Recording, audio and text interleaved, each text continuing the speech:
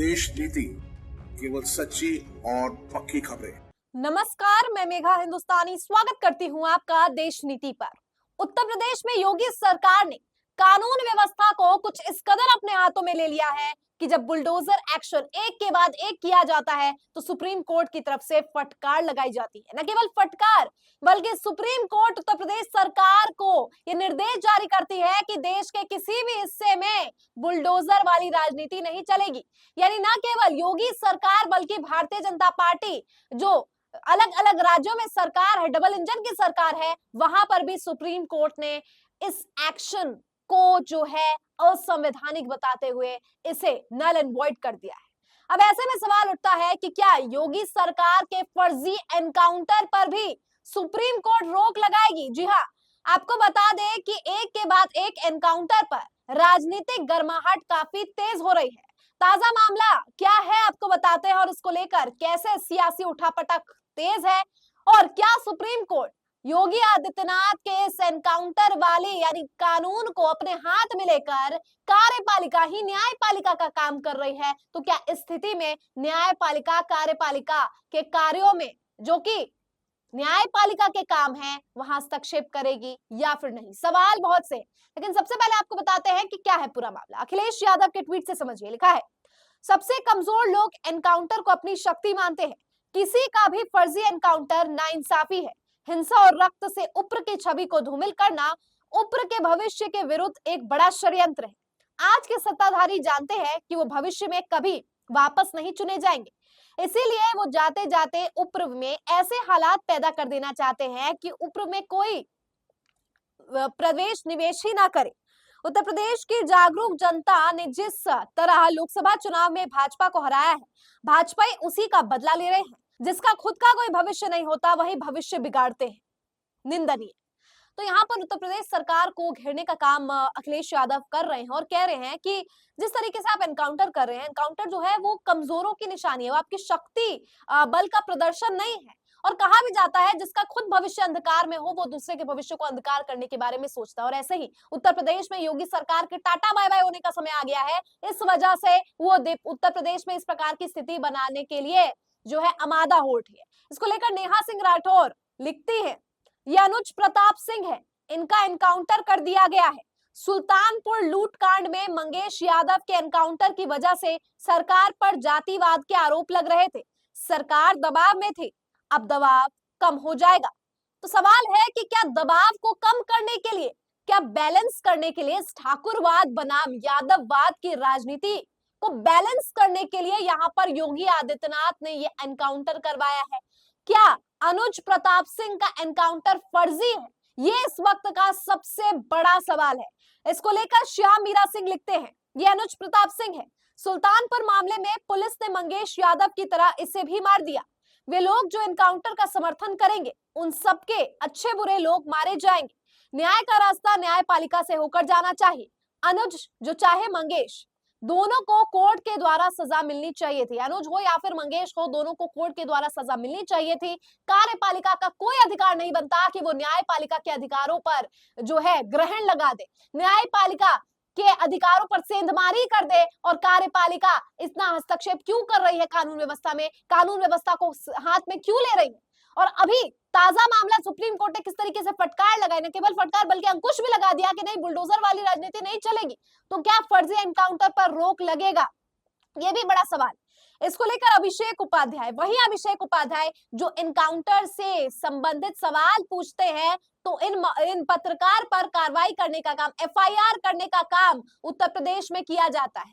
अभिषेक उपाध्याय फिर से सामने आए हैं और उन्होंने ट्वीट किया है, अब अनुज प्रताप सिंह का एनकाउंटर। आज सीधा सवाल यूपी एसटीएफ के मुखिया और यूपी के ADG law and order Amitabh Yash से क्या सवाल पूछे?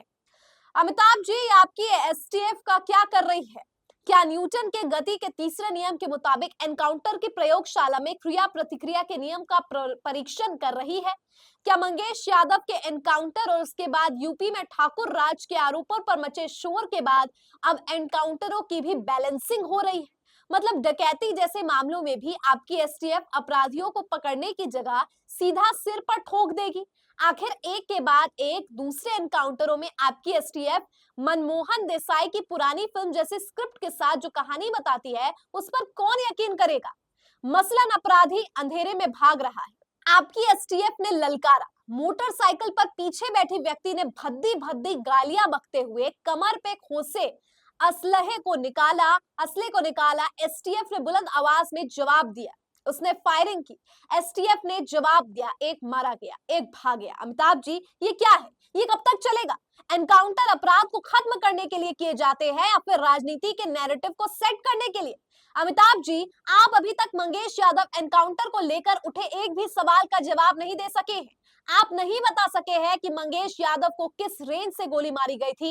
एक गोली सिर में धंस गई और एक बाजू में। आप नहीं बता सके हैं कि आखिर इतनी सनसनीखेज घटना का आरोपी घटना के 8 दिन बाद सुल्तानपुर में ही घटनास्थल के कुछ किलोमीटर की दूरी पर क्या कर रहा होता है। वो 8 दिन तक कहीं नहीं भागता है।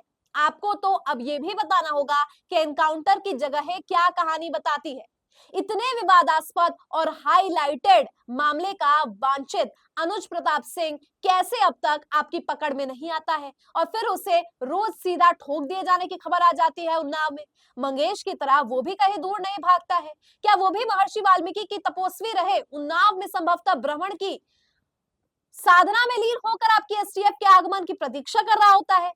आप नहीं बता सकते हैं कि आखिर मंगेश यादव की पीएम रिपोर्ट में ऐसा क्या है जो रिपोर्ट तमाम कोशिशों के बावजूद देखने को नहीं मिल रही है।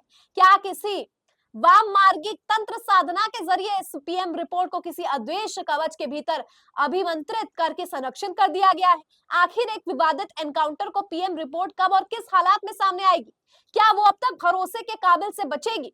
अमिताभ जी, आपके कई इंटरव्यू मैंने देखे हैं, उसमें आप अक्सर ही आत्म प्रशंसा के एफएल टावर पर विराजमान रहते हैं।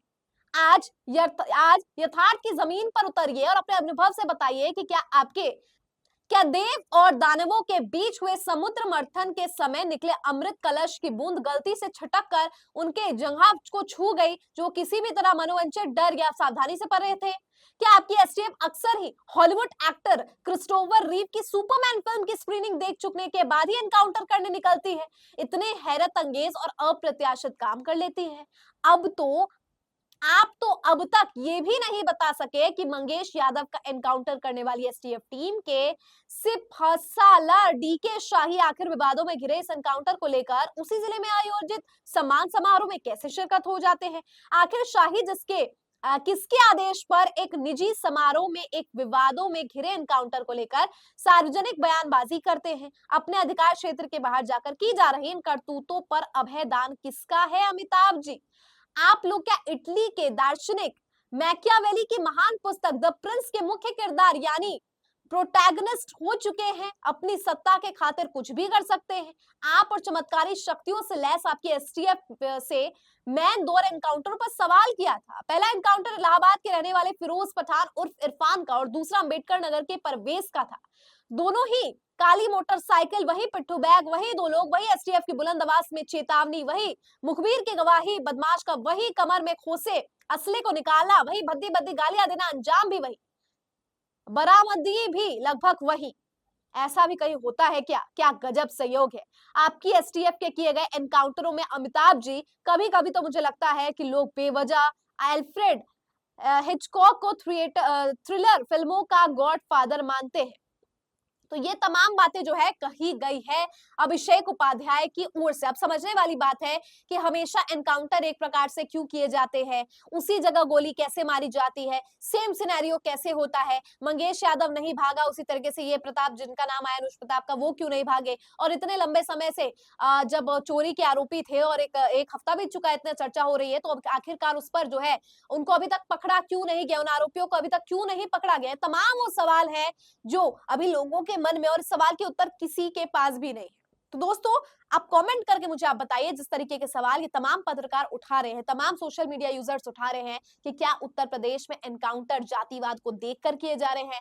क्या योगी सरकार फर्जी एनकाउंटर करा रही है? कमेंट में बताइए। फिलहाल मुझे दीजिए इजाजत और देखते रहिए देश नीति। धन्यवाद।